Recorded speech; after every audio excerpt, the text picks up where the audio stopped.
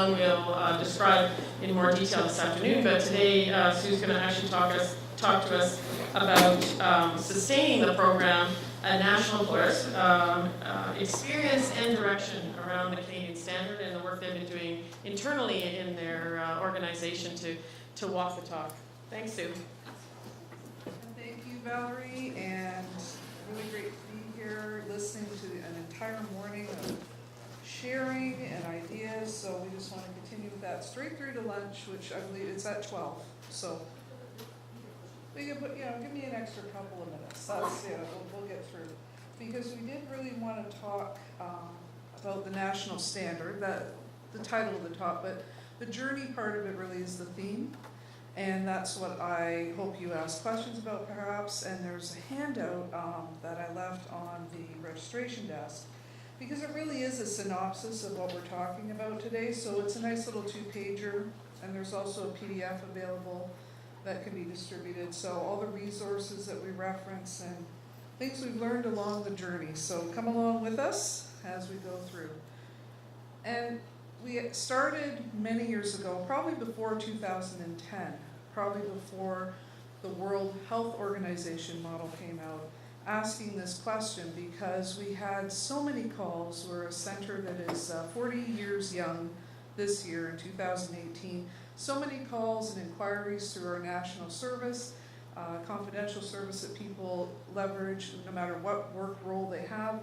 And these questions just kept building and building over the years. So from that, like John was talking about, a need arose to create tools and resources and do further research. But I'm just starting with, basic tenets of where we were at when we were getting these type of calls and looking into figuring out what to do about it. Ask yourselves, like even in this present moment, does your workplace meet these needs, right? And it's about checking in and being honest about that. And that's what I feel we have been. I've been with the center approximately 19 years, heading into 20. And that legacy also teaches us to step back. We, again, get lots of calls, we get lots of inquiries, and we wonder how often people, including ourselves, who are a lot of frontline, we have research, information technology, graphic design, it's an all-in-one shop, and thank you, Val, for valuing us as partners, because we for sure value you as partners because it makes our work possible. Checking in with self, walking the talk, all that good stuff. These are all different metaphors, but it's about intentional noticing as well. I went north recently and I met an individual, Bonnie, who trains with the Canadian Mental Health Association, and she uses a model called intentional noticing, which I'm sure has many different names. And intentionally noticing yourself and other people in a mental health context is so important, because when we look at this definition, and it was updated in 2016 to have some new fact sheets out from the World Health Organization, not just the absence of a mental disorder, because overall health is about thriving, not just surviving. So we just want to point that out. These are really basic principles from which our journey has sprung. So we dug in even deeper over time, and even if you quickly did a Google search now, I did one a few months back just anecdotally, you're probably going to get over 20 million hits just on the general phrase of healthy workplace. And if you want to get even more specific with nice little rabbit ears and make it more Boolean a search, and you say a mentally healthy workplace, you probably have at least 500,000, if not better. So that tells us something about prevalence, right? That if people are organically going into the search engine, which can then mirror back to us search terms that are in that much demand, that says something. And then you can constrain it perhaps to just in Canada or within your own region and see how that distills down. And we've heard a lot about statistics today, but legislation in this context, beyond just the moral or right thing to do, these are all the things that were driving us. It's the fact that the duty to accommodate came up over and over again. And that's existed for a very long time. So if health is health and illness is illness, so the accommodations that get formed now, based on the needs that are happening in our workplace, have to consider the psychosocial, right? And we think about the statistic I pulled here, Mood Disorders Society of Canada, Between 18 to 25% of Canadian workers are suffering from depression at any one time, but known only as about 4 or 5% diagnosed. So that does show up in terms of how we're going to build interventions, how we're going to create more awareness, have more training opportunities. Making the case, the business case or the organizational case, however you want to phrase it, we've heard about that from Minister Flynn. We've heard about that from Sweden. We've heard about that from John and Peter.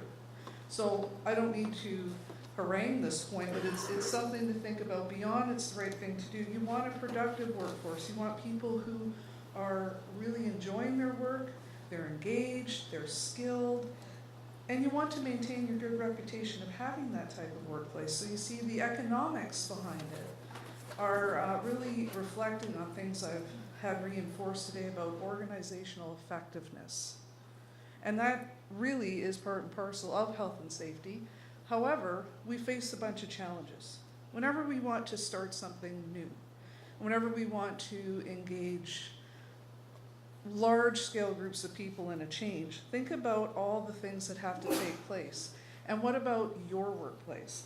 What are you doing to adapt to these changes, these new realities about psychosocial concern? In comes the national standard again. So you might notice today, and if you replay these videos later, which I hope you all do, you go on the site and have a look, the consistency of us advocating the use of certain tools or resources because they are very helpful. And in this case, we needed a starting point. So we had the World Health Organization model, and when you look at the handout, the symbol on there, it's like a burgeoning plant. It's about growth and change and cycles. And then this other tool comes into play because it really spoke to how there are factors, as John says, put names to things that are happening in an organizational context and not just for individual worker health. So we're talking about the organizational culture and those factors. And all the impacts that these psychosocial risk factors, as they're known of in the standard and other tools, have on these areas. The individual, of course, we've talked about things that we could do. I remember Melissa saying about psychosocial ergonomics, how, you know, the stress in our body and how it's manifesting into ergonomic concern, illness, injury, etc. But what about the overall? Like, if you've already got healthy people, you would want to keep them healthy and safe. That's a basic tenet again, that's foundational. And then the viability of your organization, you wouldn't want to see it go into decline because your workforce is not well, health is health and illness is illness, right? So these are just going to flash up in a rotation to have you muse upon the fact that even though they're named as 13, and actually there's a ubiquitous 14 in the standard called Other, which is things that may come up off of this list, which then we see in the work John will talk about even further this afternoon, I imagine, about all the other type of factors that are in other tools that can be leveraged, like stress assess, etc., through the Copenhagen Canadianized model. It's the fact that there's so much going on and a lot of interrelation between all of these things when you actually end up figuring some of these things out as priorities. That's a big emphasis that I'd like you to think about, is prioritization as we go along. So let's talk about us for a couple of moments and be a little bit self-centered. And again, it's bringing back around of moral imperatives. We wanted to do things that are supportive and keeping people healthy and well. We want to accommodate people that have mental health issue or concern, right? We want to keep them as functionally able and engaged in the workplace. But the leadership around this and the sharing part, we have kind of a double duty with being a National Center for Occupational Health and Safety, is that whatever we're going to discover would probably be a good idea to share it out and help others with it, because in turn, you know, what we've discovered about ourselves being a small to medium-sized enterprise of less than 100 people could probably benefit others in a similar context, or they can extrapolate out. So again, that is what we've seen a few times today in a good way, and we highlighted the one particularly orange because it's the focal point of today's theme and talk, but all these other things are interrelated. And what we did to modify this diagram slightly from World Health Organization is to really emphasize at the core of an organizational culture, health, safety, wellness, well-being. There's ethics and values and norms, mores, patterns, but it requires the leadership engagement and the worker involvement so that everybody interrelated is helping it happen. So what did we do? We knew the standard was coming. We had been partners for many years with Canadian Standards Association, and they had been promoting the fact that it would be released in 2013. So we formed a team in anticipation of that. And in this case, you can see it's cross-disciplinary. Lots of different service units were represented. We wanted different viewpoints on purpose. Now that's not always easy, but it's worth it because then you're getting the diversity and the inclusion of what's actually happening in the workplace in terms of those who bring those voices forth. And we wanted to look very distinctly, tease out the whole psychosocial component. So this takes us on a trajectory, right? And we're going along time and space. We're moving from 2013 forward. We really had to establish what our role was with this team, and it's organizational, not individual health. Because many years prior, even probably prior to 2010, I think we've had set up the Healthy Workplace team, which is like an internal health promotion mechanism. So they would work with the Health and Safety Committee. So we already had some really good constructs underway, and they were quite functional. And it got people really invested in their personal health focus and resourcing, taking care of self so one could be the best they can be. But as you can see, we wanted to keep it along the whole workplace program. So we wanted to make sure that we're going to use tools like the standard. And in our case, I'll show you in a slide or so about some of the other mechanisms. And really the workplace factors. So the scope of what you're going to do is really important. You would want to nail that down. And we happened to use Guarding Minds at Work way back then because we were looking at it from a place of being a solution that we could implement and get on with and get some results out of, and parallel that with some engagement survey results. So you can see how it has a scale from the serious to relative concerns to strengths. And it turns out, as a really important factor, we're a highly engaged group. And I wouldn't have us any other way because we're really, really into what we're doing. But these are some of the areas that we denote as being areas that we might want to focus on strengthening or changing.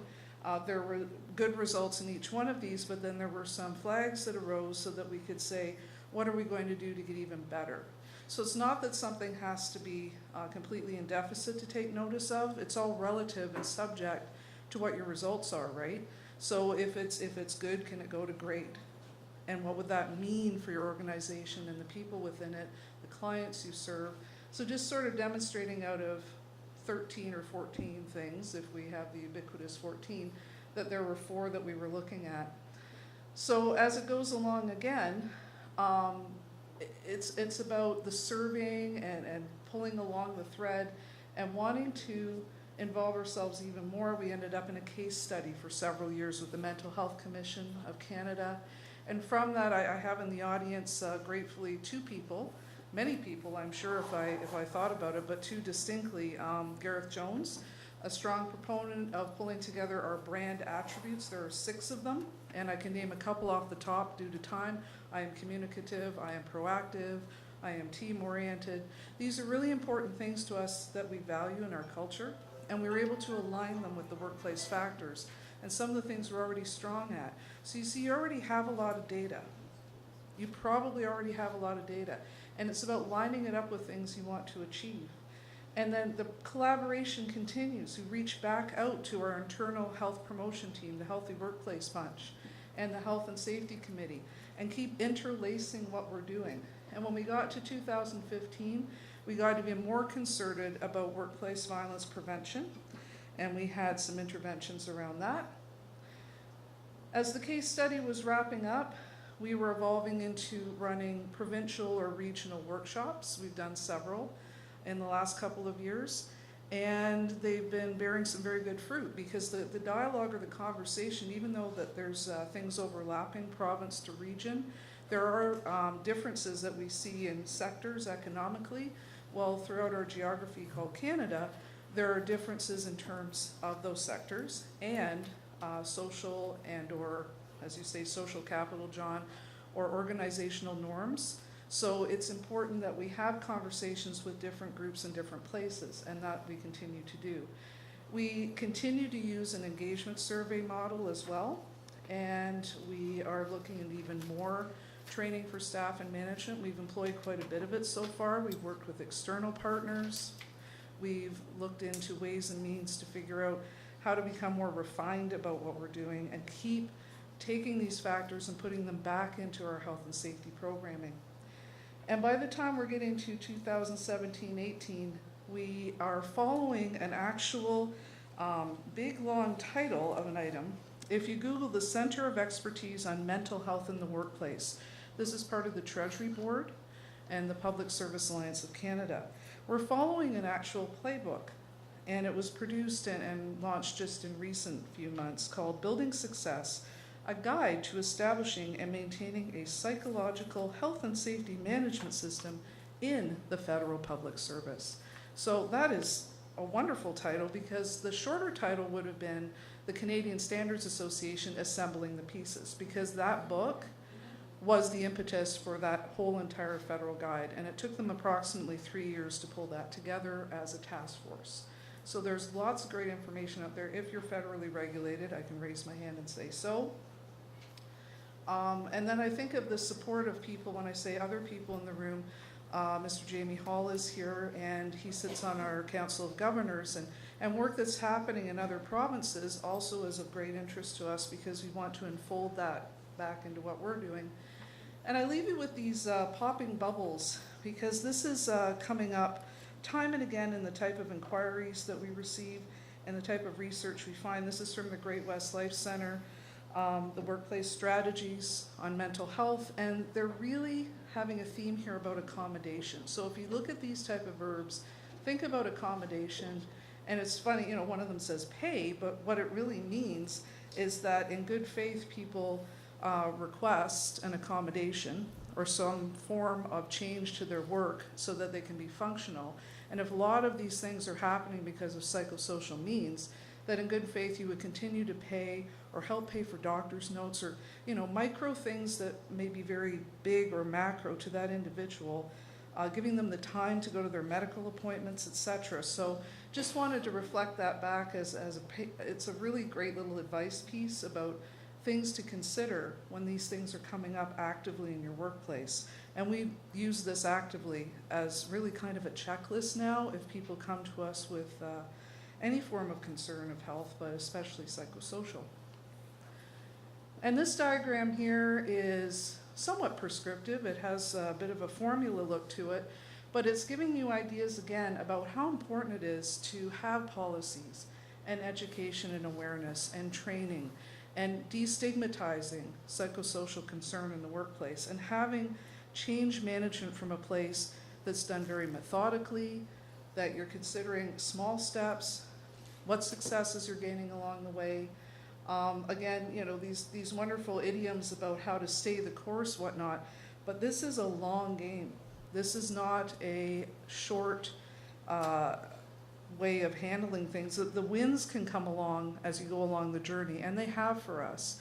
Because when you can use things like, I really appreciate being so proactive, and I really, I'm witnessing how communicative and helpful you are. When you can give words to the behavior that's positive, and you catch people doing things well and in a healthy and safe way, it's taking it up a notch in the conversation and moving just beyond the transactional relationship of, oh, you've produced a widget for me and therefore thank you. It's more about how you did that and how much it was appreciated, right? There's different movements, books I've picked up recently, like appreciatology. There's all kinds of interesting theories about that. So this is what I'm describing at this point, where I'm saying how much effort it will take, but the rewards are really lasting. what we've been able to do is not only help ourselves, but help other workplaces by developing these tools and resources in partnership. And one of them that we've been so blessed to do is, again, we are proponents of Guarding Minds at Work, because we've been involved with that partnership a long time, and now with the Occupational Health Clinics for Ontario Workers. Since 2014, we've been working on apps, websites, more app to come, right? We're going to have a refresh of the Measure Workplace Stress tool, which has many thousands of uses. So that says something again about prevalence, that if that many thousand people are being affected, and I know just offhand that the Stress Assess, the overall use of the educational portions of that website is in, like, it's past 20,000 views, and it was launched January 25th. So again, in that short a time constraint, there obviously is need, and there has to be things that meet the need. The interventions must be appropriate. So along this, these things are not done in a linear fashion. These things need to all continuously happen.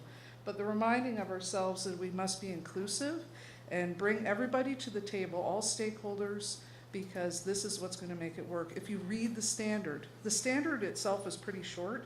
All the annexes and the different qualitative tools at the back make it look much bulkier, and it's very rich.